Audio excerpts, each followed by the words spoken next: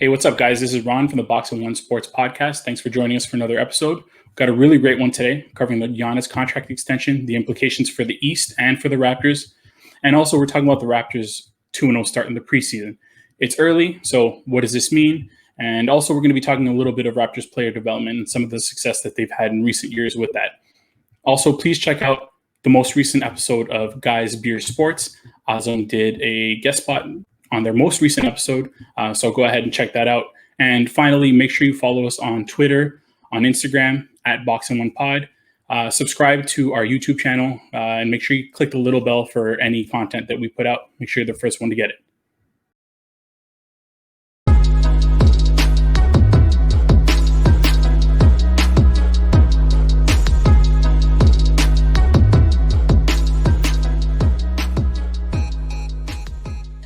Hello, and welcome to another episode of Box and One. I'm Azam Faruqi. I'm Ron Salgado. And I'm Pramit Bose. See, we prepped well. No. And this is an interesting show. We actually, last minute, we had to make some changes. We had to turn over our entire lineup card this time around. Some interesting news. Major news for NBA. The Greek Freak signed a supermax extension with the Milwaukee Bucks, and it's going to have a ripple effect across the league, what it may mean for the rest of the teams, what it means for the future of the East. So we're probably going to talk a little bit more about that, and then eventually what it means for the Raptors as an organization, and where do they go from here. So, guys, what do you guys think? Well, let's play the since I prepared it. Let's play the announcement from Giannis himself. What up, Bucks fans? This is Giannis, the Greek Freak. I'm excited for today. Big day today. I'll be here in Milwaukee for the next 5 years. This is my home. This is my city. I'm excited to be a part of this organization. I'm excited to go to work with my teammate. I'm excited to walk around this city. And it's been amazing, man. It's been amazing. And the show goes on, and let's get it. That's the smile of a man who just got richer by $228 million. And you can't go wrong accepting that deal. From his point of view, you're getting $45 million a year, or just over $45 million a year for 5 years. Like, it was a no-brainer. And I know a lot of people thought that, he might consider something else, but at that amount of money, there's no way. No, not at all. Yeah, so it's all set up. The plan is in place. He will force his way out eventually. I'm just kidding. It's good for the league. Okay, I'll start here. I think that despite the fact that as Raptor fans, we all were very excited about the prospect of signing him in the summer, I think it is good for the league for a two-time reigning MVP to stay in a small market and not cut bait and run. I mean, not that I've ever had a real problem with any stars wanting out. I mean, that's their right. If they want to go, they want to go. But it's just sometimes it's how it's done that I've always had a problem with. But in this case, it's good. I think it's good because I think that the NBA does have a perception problem of stars wanting to team up, stars leaving smaller markets to go to bigger markets, super teams being formed. So even if this is really just his plan still isn't to necessarily play the full 5 years there, but at least stick around a little while longer and take the whole narrative that's going to follow the team that was supposed to follow the team all season. Oh my God, what's going to happen with Giannis? They lose 2 games in a row. Oh, Giannis is going to want out, or let's say they get eliminated in the second or third round. The whole Giannis narrative will follow them around. That puts that to bed for at least a year. Yeah, and so you mentioned it right off the bat that he's probably going to force his way out because this is what tends to happen with guys who get these supermax deals. They don't end up sticking around for the life of the contract. I'm a little bit more comfortable with Giannis's, to be honest with you, just because he's a little bit younger. I don't see that production falling off the way it has with some of these guys, like 2 guys that were just traded for each other, John Wall and Westbrook. Like, those are some tough contracts to move. But I think at the end of Giannis's deal, in the last couple of years, if you need to move him, I don't think it's going to be one of those that's impossible to move. No, he's in his prime. He is getting better. He still is improving his game every year, and I think that he'll come back even better this year, and we'll have a better supporting cast with Drew Holiday around with him, along with Middleton, obviously. And even if he does want his way out, I mean, that's part of the reason Supermax exists, is for the team that has the star to set up a way for them to get assets back. So it wasn't just to keep the player in that city, but it's to give that team that has that asset or that has that player the ability to get a good return. Whereas, to eliminate that whole, the year before free agency, like even the year that Raptors had Kawhi, after every game. So what's going to happen with Kawhi? What's going to happen? Is he going to stay? Is he going to go? And I think that just, you could argue that it helps the league because it keeps him in the spotlight, but it probably doesn't help the market all that much. So it's a win-win for all parties. And the deal kicks in after next season, right? Yes. Yeah. Okay. So, I mean, with this, what does that do to the Raptors' plans? Because we left all this space open. I mean, people were moaning about how we didn't do anything this past offseason. Not that there was a whole lot to do, but he was the ultimate target. Like that's what Masai's been planning for. That's what he's been moving the chips and putting everything in place to get that Giannis, that possible Giannis deal done. What does this do to the Raptors' plans for next offseason?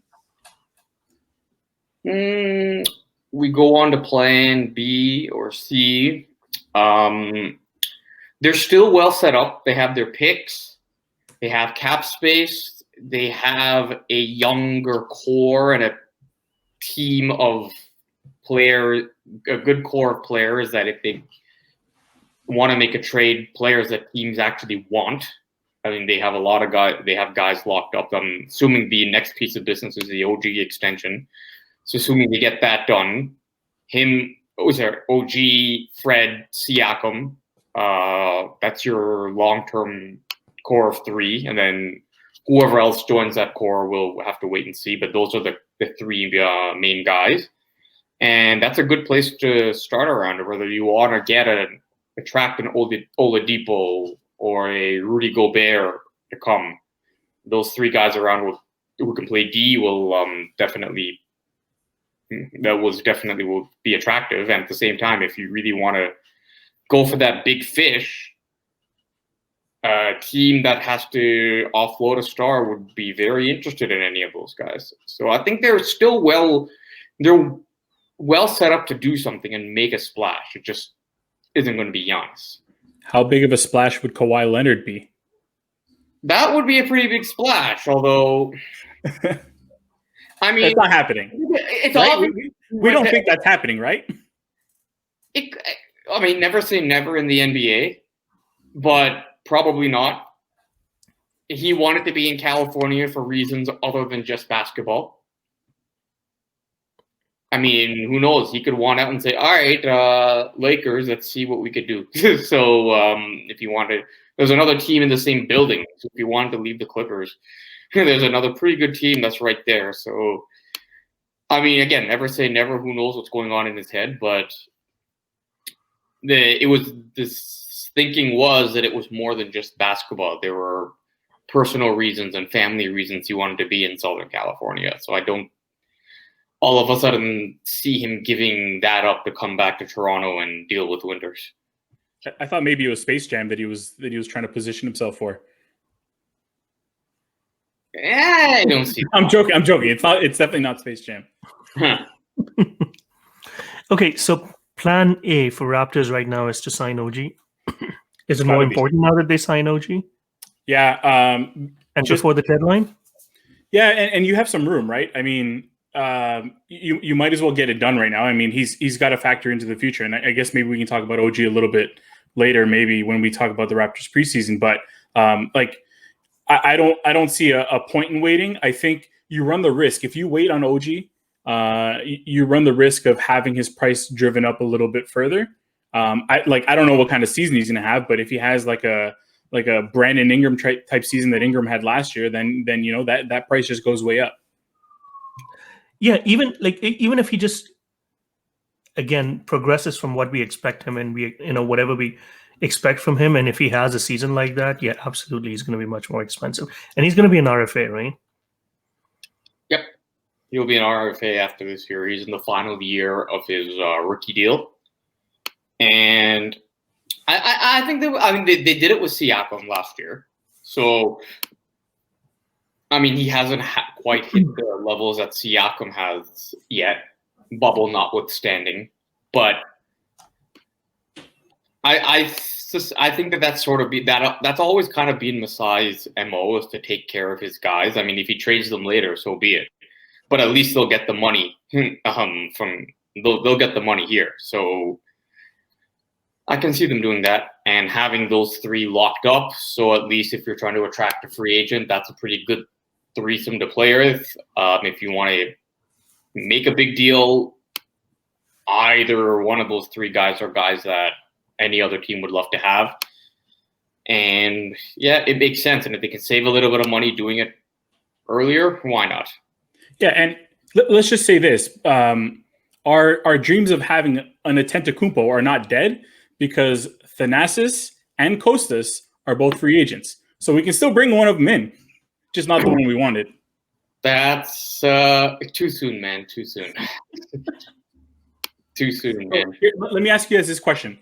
So, like, I was talking to a couple other people about this, and they're like, Milwaukee, why would you want to stay there? Would you guys have signed this deal? You can't possibly turn down $45 million a year, can you? He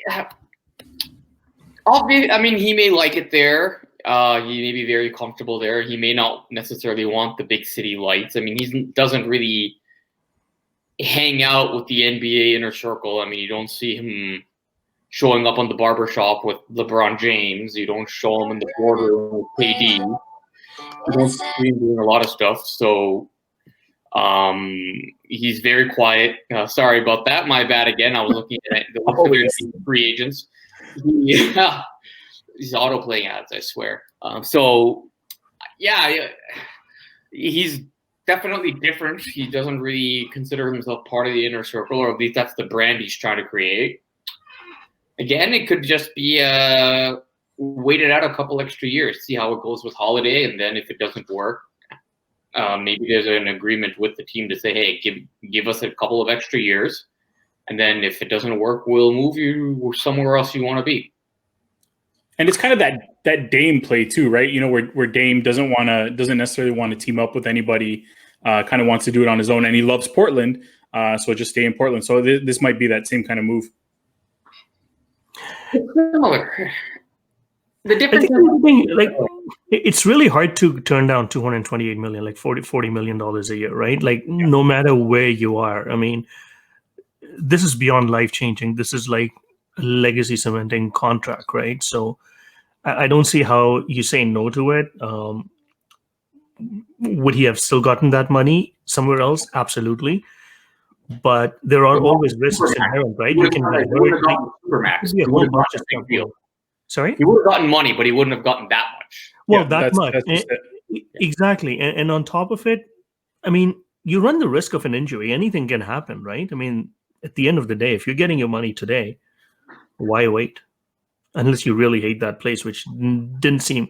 But so, okay, we're going to talk a little bit more about the Raptors here and that with the preseason and everything. But there were some other teams who were probably trying to line up for Giannis as well next year, right? So I think Knicks were probably one. Who else? Like, what does it mean for them? And what does it mean for East in general now? Like, they've established themselves as the top team over the next couple of years at least. You think Milwaukee? I still think so. If KD comes back as KD, you think? I think Brooklyn could be better. I think that's a big if. Like I just want to touch 2 years on removed now. What's that? It's almost 2 years removed now. It is. It's been like 500 and something days since he last played, and like I know people are going all gaga goo goo over over the Nets after like their initial like playoff game preseason games. But like, first of all, it's preseason, so we need to slow down on that. But like, I don't know, like how long can, even if KD does bring it this year, how long does that keep up for? How long is he able to coexist with Kyrie? Like, we don't even know what Nash can bring as a coach. So I think that Milwaukee is definitely maybe not at the top perennially, depending on who he's paired with, but they're near the top. I think Giannis himself. I think it keeps them in the top. It keeps them in the conversation, and maybe even as the 1 seed, as they've been the past couple of years, doesn't necessarily make them. I mean, it keeps them in the mix. It keeps them at a point where they're going to continuously want to go for it and find ways to get better. And you're not going to see them make trades for futures. If anything, this validates that massive package they gave to get Drew Holiday. So if that getting Holiday got them what was the final move to get Giannis to sign, then it was clearly a worthwhile deal to make. Hey man, in terms of are they the best? I don't know, because I mean, you have Miami still very good. I mean, I am bullish on Brooklyn. I think they'll be fine. Yeah, I think KD will come back fine. I think even Kyrie will even be fine. They're really tight. I think KD is probably one of the few guys that can actually play with Kyrie. And I like Boston. Don't love them. I like them. Obviously, the Raptors remain a defensive juggernaut, and the Raptors have the flexibility to do other things. And Philly is better. I'm not sold, but they're better than they were last year. So, look, to answer your question, Azim, I think what this might do is it forces teams to look outside of just free agency in order to change their rosters. So what this might actually do is drive prices up for certain guys in the trade market. It's definitely going to change that, because I know, like, the Raptors, some of the moves they made position themselves to kind of be able to fit one of those max, not super max, but one of those max contract guys onto their team. So now it's definitely going to be harder, because there are a lot of teams who are going to be vying for those same guys through the trade market, and it's just going to be who can put together the most interesting package. And it's going to be competitive. Oh, for sure. Absolutely. Sorry about the water, guys. It's just really, really hot in my condo right now. That's all right. You can turn down the heat. It's off. I don't keep it on, but my building just gets hot sometimes. Oh, okay. All that, Pramit vibes in that, That's what it is. He keeps the building warm. Exactly. You keep everything off and it'll get to hit 23, 24, which is really warm. I have to open the window sometime in the wintertime. So, okay. So we know what East kind of looks like. So let's go back to Raptors. Let's talk a little bit about their offseason. Or do we want to talk about Masai first? Like, what does it mean for Masai now? We haven't heard much about his contract. This could have been his, coup de grace. Does he want to go through another? I don't think it means anything. I mean, the guy, he was setting up to go make a run for him. So he was setting the roster up for that run next year. So I think his intention is to stay. That is, if he wants to remain in the NBA. Now, this is a guy that could do a lot of other things, and all the other big ticket jobs in the NBA are taken, unless all of a sudden an owner, the Clippers, have another disaster and they decide to clean house and make him Ballmer offers him stupid money.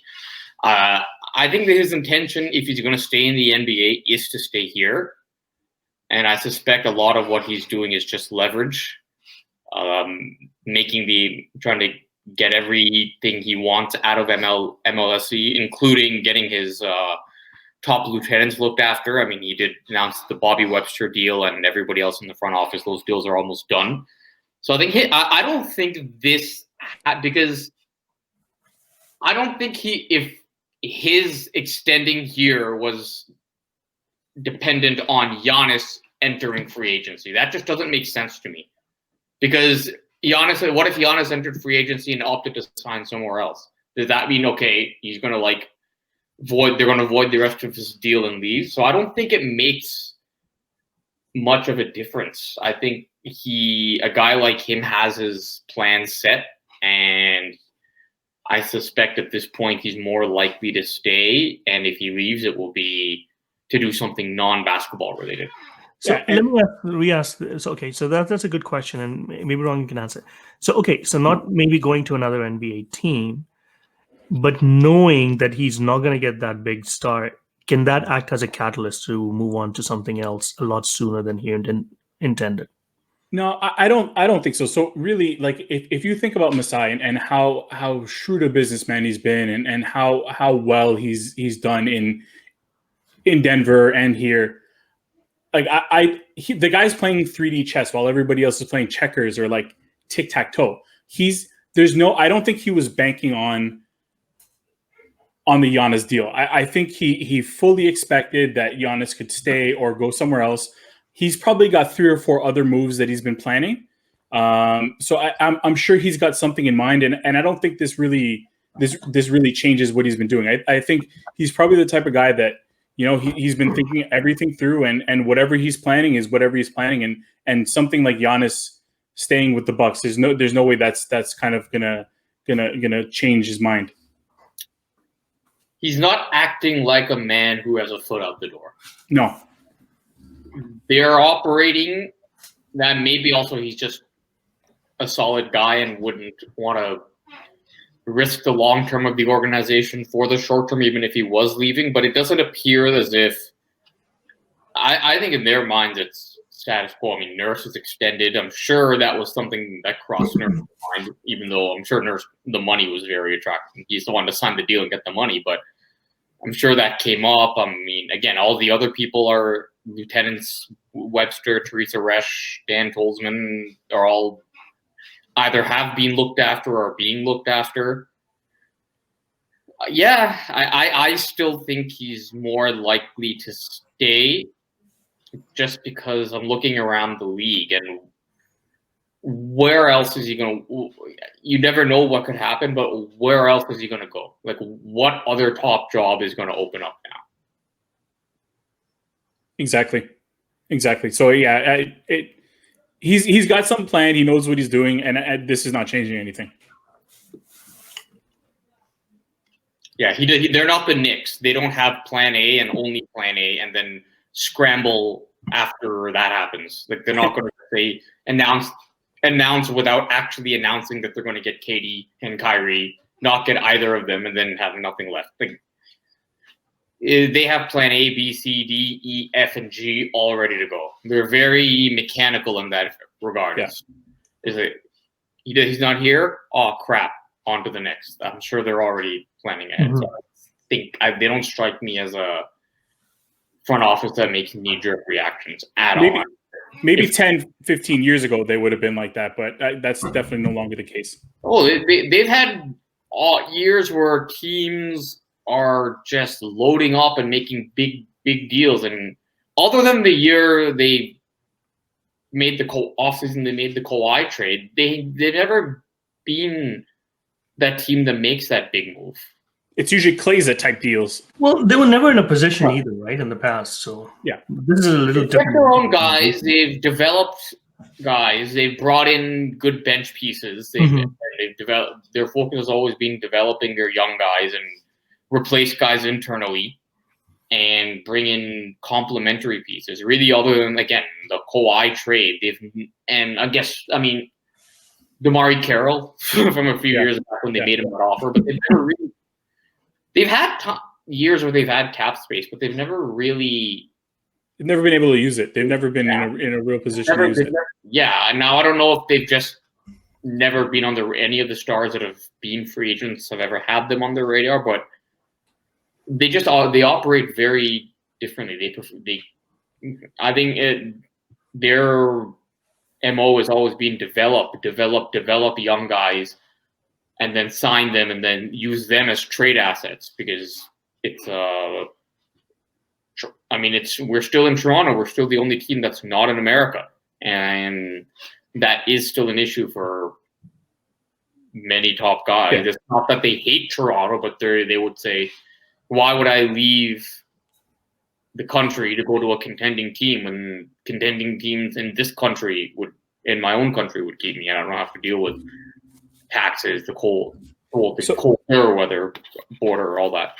So one last thing on that before we move on to the Raptors preseason is like I'm really curious to know how COVID and the Raptors not being able to play in Toronto is going to impact free agency next year, because if I'm a free agent and I'm looking to go somewhere and Toronto is one of those teams, I might look and say, hey, like if they're still not playing in Toronto, if I'm one of those free agents, I might look and say, look, I don't know if I really want to go there with the uncertainty of not knowing where I'm going to be living or where I'm going to be playing. Yeah. So it'll be a factor. I mean, we'll have to see how this vaccine does. It really comes down to two companies, Pfizer and Moderna. That's really what it comes down to. What ends up happening with that. Yeah. Then again, on the flip side, and the more guys may want to go. If they stay in Tampa, more guys would say, "Hey, I'll go and spin." So I mean, we don't know, but knock on wood, this vaccine works, and we get back to some sense of normalcy. I'm sure by next off season, it likely won't be an issue. So should we just move on and talk about our next topic now and talk about the Raptors preseason a little bit? Yep. You have me convinced he's not going anywhere. I'm good. What's I? Yeah, well, if he goes somewhere, that sucks for me. I made the prediction. I don't think he's leaving, but we'll see. That's all right. Your predictions haven't always been the best, though. Just throwing that out there. I was right on the Denver sleeper pick. That's true. That is actually very true. Completely forgot about that. It was the Jays, the Jays prediction that we all botched. Well, no. Yes. I made the assumption that we were under the old playoff rules. That's good cover. That's a good cover. So just moving on to the Raptors. So the Raptors are 2-0 in the preseason. They beat the Hornets twice. They had their issues. Sure, they ended up winning both games. Not that means a whole lot in the preseason, but they won 111-100 in the first game, and then the second 112-109. I'm not taking too much from this. The part that concerns me is that the starters together didn't look the best. Baines, I think he's still finding his way. They didn't have Lowry both games. So, I mean, that kind of changes things, and that definitely changes the offense and changes the bench. But there were definitely some issues that stood out. Boucher was another one. What are your thoughts on what you've seen in the two games? Does it matter? Full disclosure, I didn't see much of Game 2. I did see a big chunk of Game 1. I don't think it matters. I mean, if you look around the league, I think like even tonight, I was looking at the box score for Houston versus San Antonio. James Harden, DeMar DeRozan. It's preseason.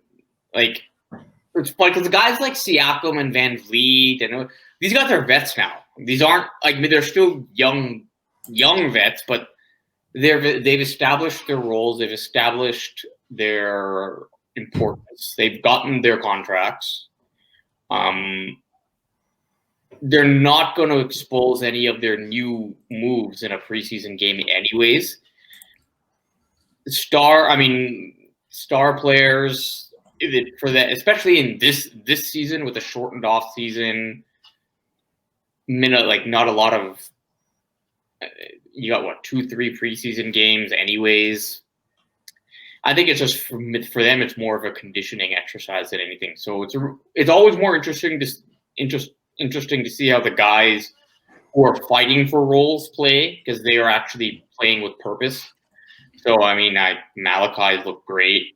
Matt Thomas has had his moments as well. I think they will have a nice little bench. It may not be the bench from a few years ago, but I think they'll have a nice bench, and I think they'll be a good Eastern Conference team again.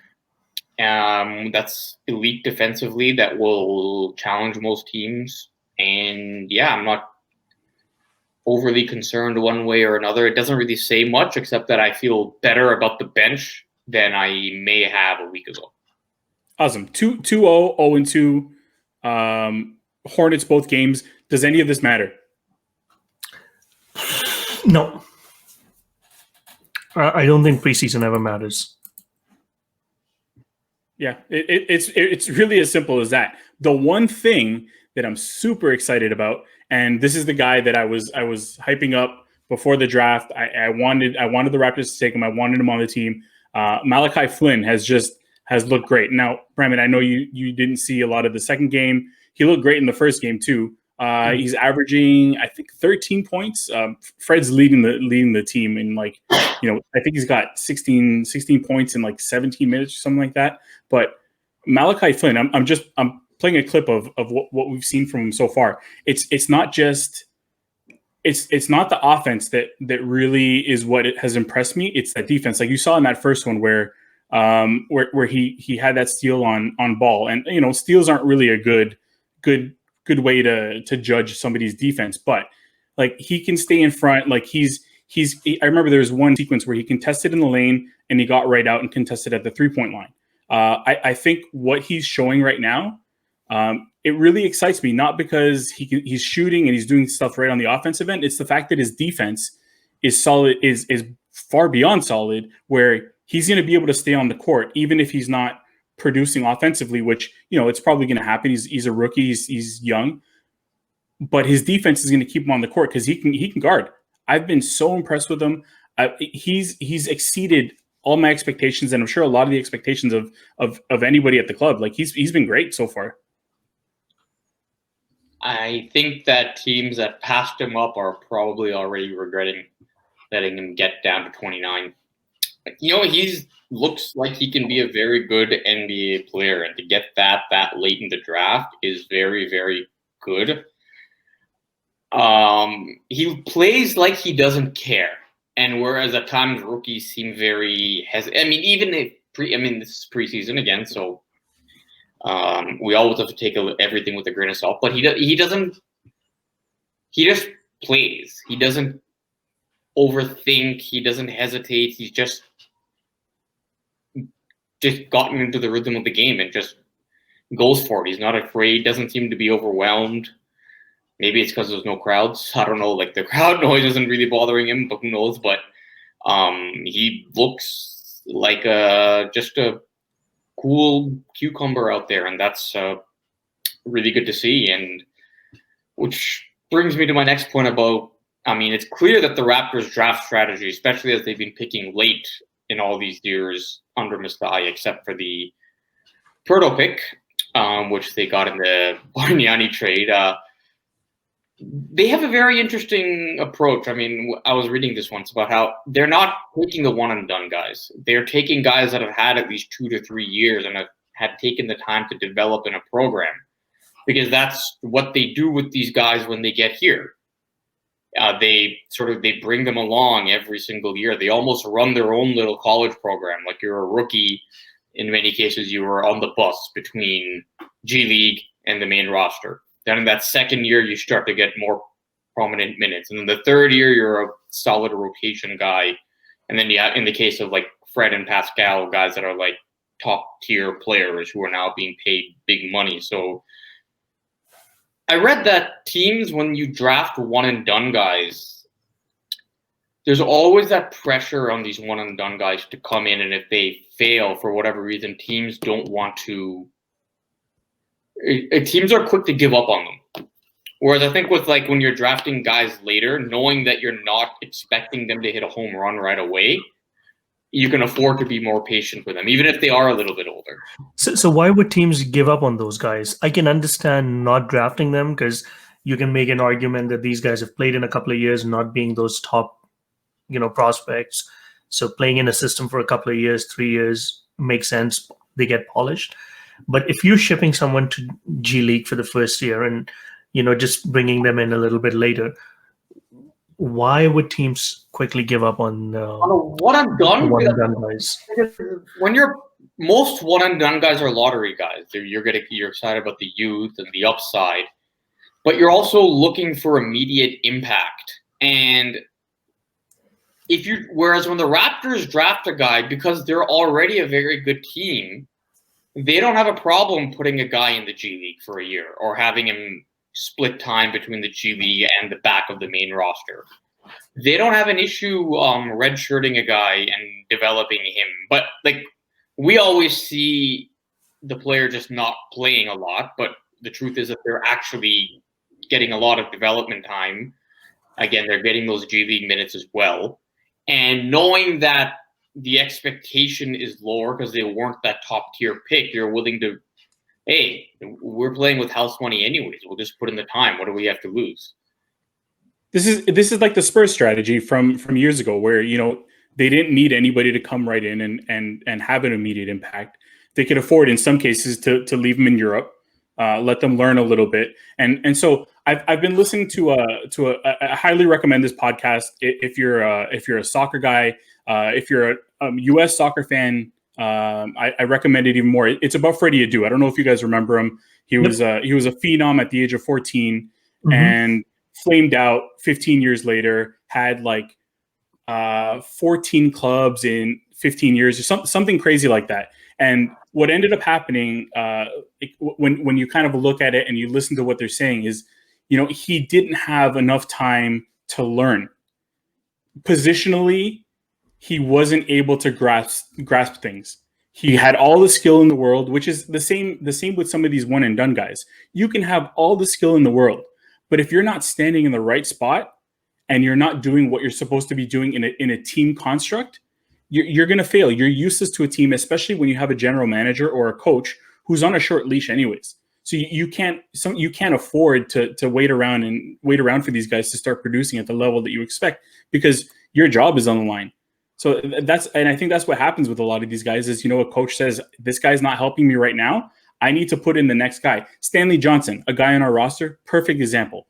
All the physical attributes, he just doesn't. He's not able to put it together within the construct of the team. He's had many opportunities and he just hasn't been able to do it. And that's why I like their strategy of taking some of these guys who, like Malachi Flynn was a defensive player of the year and player of the year in his conference. Yes, some people may say it's not a top conference, but he still played against very good competition, and he was seasoned. He had all his years in college, and he learned. And that's the thing about him. They keep comparing him to like a Fred VanVleet type, where he's able to.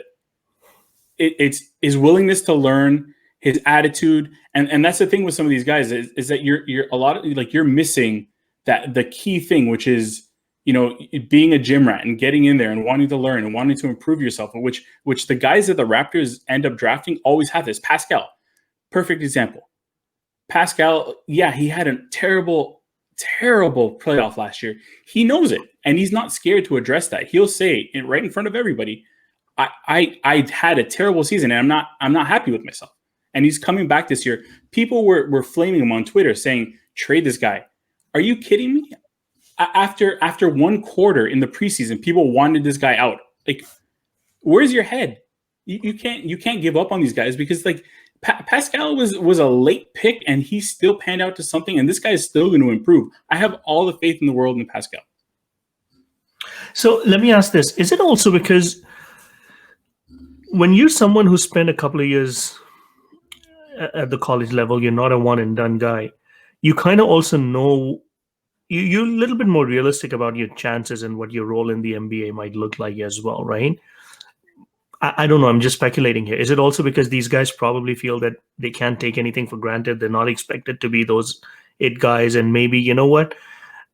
I have to put this time in, and I'm open to the idea that I might start my career in G League. That, and I think that's a big part of it, that they don't care. They want to play hard. I don't think that they play hard. They play smart. They don't take anything for granted, because they may not have been like the sexy McDonald's All-American guys. They may not have been the sexy AAU players. And because they stayed in a program for an extended period, they actually learned the nuances of a program. Whereas a lot of other guys, the one and done guys, they get there for a year and they just want to get them to showcase themselves. I mean, not everybody. I mean, you have places like Kentucky where they one and done guys are just, it's the best place to be from a development standpoint, but their goal is to showcase themselves and get picked as highly as possible and get that money. Whereas a lot of these other guys have to learn the nuances of the game, learn about, as Ron said, knowing where to stand, where to move, what schemes to run when, and just instinctively getting it. That whereas a lot of the one and done guys got away with their pure athleticism. But when you get to the NBA, your brain is just as important. I mean, LeBron is a physical freak, but that guy has an IQ that's beyond anybody in the league. So it goes hand in hand. Yeah, and I saw, I don't know who it was. There was an ex-NBA player who made a comment about when players go down to the G League, guys that are down there, and this has happened in the past where, there's somebody who's lighting up the G League, scoring, 25 points per game, 30 points per game. These guys go down there and think that they have to be the man on the team. But when you think about it, when you're coming up to the NBA team, that's not your role. So some of these guys aren't able to understand that role. And the Raptors guys, Fred VanVleet, I remember seeing his first game in the G League. He understood what the Raptors needed him to be. Chris Boucher understood what the Raptors needed him to be. Like there's just an understanding with some of these guys where, there are guys who, have had everything handed to them where they think I'm going to be the man. But, reality is that you might not be the man when you get to the NBA. And the Raptors guys have a good understanding of that. Mm-hmm. They work ethic, IQ, those can make, I think, as we learned, that can make up for just pure athleticism and talent. That said, I mean, if you get talent, you got to get it and take it because it's hard to find guys who can do certain things. But yeah, that's how they should remain competitive. And I mean, they've drafted so well. Like, name it since Masai's, they've made the playoffs every year. Yeah, I mean, and it's not like there were no 8th seed years. They've been a top 4 team in the East every single year since 2013. You only have one player that's been here through the whole time, and that's Kyle Lowry. And they haven't signed any top-tier free agents. So how did they do that? It's by drafting and developing. And when they've traded their guys, like they got Marc Gasol in a package that included DeLon Wright. They got Kawhi in a package that included Pirtle, who I still think will be a very good player as a good defensive center. So they've kept the right guys. They've traded the right guys. Really, the only one that hadn't panned out is Bruno. I don't know if you guys saw him, but I saw his first preseason game. I don't know how he did in the next one, but he was playing center. He actually looked pretty good. He was giving Wendell Carter Jr. a tough time. Oh, that's interesting. He was playing center, which is a little bit strange, but I think he might be at what, like, this is this 4 years? No, this is probably a little bit longer than I can't remember how long. 6 years. He was drafted 6 years ago, man. Is this his year, or did we already pass? He's old now. He's not like that skinny teenager that came out of Brazil anymore. See, and that's one of those guys. So when I remember seeing I think I was at his first G League game too, or one of them, and he looked completely lost on the court. And I always said it, like, he can't figure out what he needs to do. He's not going to be anything. I can see it right away, and it's tough to teach that. And the Raptors have done so well because they're bringing these guys in. They don't have to spend time teaching them what to do on the court. But I mean, yeah. No, I mean, another thing they've done is that they've sent guys that were assistant coaches on the main staff down to the G League to be G League head coaches. Yeah. So I think now they've switched Jama and Patrick Mutombo. Yeah. I think Mutombo's getting that. It's also a good way to develop future head coaches. I mean, they had Stackhouse, who was on the this was one of Dwayne Casey's assistants before taking the 905 job for a couple of years. So no, they have they have a system in place. So it's a development program for coaches as well, and coaches are mandated to get guys ready to play on the main roster, and they play a lot of the same schemes when assuming that they have a similar enough roster with types of players to do so. But it's all to get guys ready to play on the big stage. Yeah. So the Raptors are going to play their last game on Friday against the Heat. The interesting is, and I wanted to get your take on this, they're allowing 3,800 fans in the arena. Any thoughts on that? I don't know. So here's my take. I've seen other sports incorporate fans in some shape or form, and we really haven't heard of any major disaster. Having said that, those have mostly been outdoor sports. Inside an arena, I don't know. Still kind of seems like a risk, but hey, what do I know? I've been at home since March, so I don't know. We had that situation with in the NFL with the Chiefs, where there was an outbreak. Yes, Fans in the opening week. I think having that level of mass convening of people indoors in Florida, where it's just been a complete mess from day one. I think it's crazy. Personally, I don't think the revenue you get from having 3,500 fans is worth that risk. I agree. I don't see the point. I mean, you get something out of it, but I don't know. I wouldn't do it. No, me neither, right? I mean, and the places you see, like, I mean, I think we were talking, I don't know if I spoke last episode or I was just talking to you guys. I mean, I saw an India-Australia cricket match was almost full house in Melbourne, but they took care of the virus a lot better than the rest of the Western world. So there's something to be said about that. New Zealand lifted all their lockdowns because now they're claiming they're virus-free. So again, that's a very different story, right? If they allow fans to flock in. I saw Liverpool over the weekend was it this weekend or last? They played the first game at home with fans. Certain cities in UK are allowed now to have a certain number of percentage of fans. I don't know what. I saw a few games, I think in the Champions League or stuff, or was it the UEFA Super Cup, I think, earlier in the season where I saw some fans. NFL's doing that. We're starting to see it's just, but this is like Florida. This is like, yeah, like you said, I mean, that's one of the hotbeds, right? So they're at 9.6% positive. Yeah, exactly. One out of every 10 people you see will have COVID in Florida. But in their minds, it's not 100, so it's okay. Well, 90% do not have it, so right.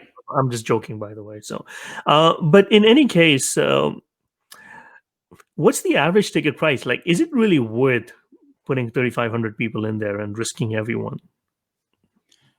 I'm not clamoring for live sports so much that I need to go to one of these games. So, like, I don't know what they're charging. I've seen other places. I think, like, I don't know if it was like a wrestling event or something where they were charging like $14 for people to go. Let's say it's $25 on average price. For 35, that's $87,500 in ticket gate revenue. Then obviously whatever concessions you get from that. But really, for the NBA, let's say it's a couple $100,000. Yeah, exactly. That's the point. You're getting more money from the TV anyways. Just take the TV money. That's enough. Like, I don't know who's. You have to have staff in the arena too, right? So some of this has to go to cover the staff. Mm-hmm. Or maybe they're just trying to pay their lighting bill. I don't know. Or I think just for the fan, like players' sake, I don't know. Maybe players feel that it's really too. I don't know. It is strange. Probably 3,500. It may not be 3,500, but you might get 500 staff members, and they can make a lot of noise. Just put them in there. Yeah. Like I don't know. It is weird to see some of these games. I saw, like, we were talking about this before, and it was like a Duke game against Illinois, and normally Cameron Indoor Stadium is one of the rowdiest places in college basketball. And I saw their game where they had nobody in the stands, and it was like it was weird. I don't know. So I guess maybe that's it. Create a little bit of atmosphere, but I don't think the atmosphere is worth it. I mean, let's say you are revenue wise, you get 200,000 a home game. That's 7.2 million for the season. For the NBA, for a team to make 7.2 million, really to risk your players and your staff? Well, at least for DJ Augustine's salary, if you're Milwaukee. Done. Yeah. Done. Is Milwaukee even having fans right now? No, I'm just saying. I don't know. I had the salary cap open, so that's why. First one. What are the states that have the high case counts that are having fans? Yeah, exactly. But, sometimes I kind of get confused when we talk about whether we spoke about it in one of the previous episodes or whether we talked about in our WhatsApp group. So for our listeners, viewers, we're very soon going to make an account on Patreon. And if you feel that you want to be an insider, we can add you on that WhatsApp group if you support us. So stay tuned. That would be cool. That would be cool to listen to hear some of these people because nobody's reached out to us. We've been telling them to reach out to us, like all these listeners in Europe. Like I haven't heard from anybody. Hey, we added another European country, by the way. Just let me just bring it up. I think it was Denmark. Did I talk about Denmark before? I don't know. Maybe. I think you have. Talked about Denmark. Yeah. Okay. So yeah, we have I know somebody from Denmark. He was in my NBA. Oh, there's France now. But I don't France made an entrance. I have him on any social media, so I don't think it would be him. Okay. I know, we're worldwide now.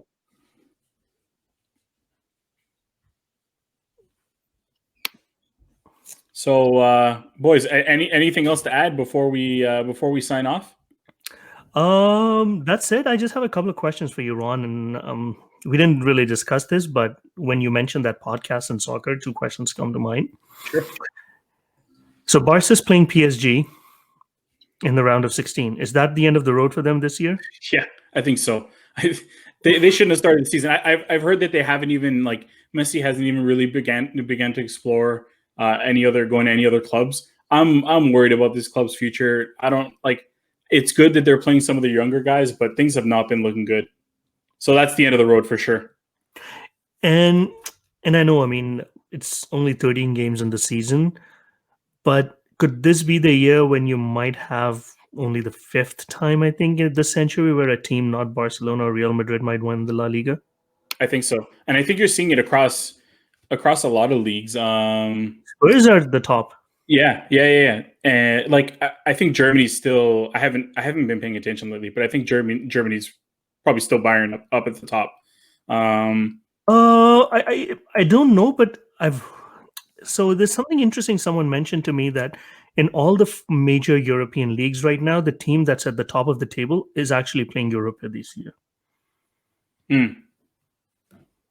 I know I've been looking at some of the tables and there hasn't been that big spread that you'll normally see in prior seasons. So I don't know if that might be COVID related, people missing games and things, but yeah, it's actually Leverkusen that's at the top in Bundesliga. Yeah, AC Milan in Italy, Spurs in England, and who's leading La Liga right now? Sociedad, right? I haven't checked in a while, man. Like I've been so checked out from that right now because it just hurts to see Barca that way. It is pretty painful. I think that's a good note to end our show today. Yeah, in my misery. So we hope you enjoyed this episode. If you liked us, please share the podcast or the YouTube video. Please subscribe to our channels. Provide us with a rating on any platform you're listening. Follow us on Instagram and Twitter. You can see the ticker at the bottom, Box in One Pod. And if you subscribe on YouTube, click the bell icon. Anytime we have a new episode up, you'll be notified. So thank you very much for all your support. It's been a lot more successful than we imagined. So really appreciate everyone's support there. Yeah, thanks a lot, everyone. Thank you, everyone.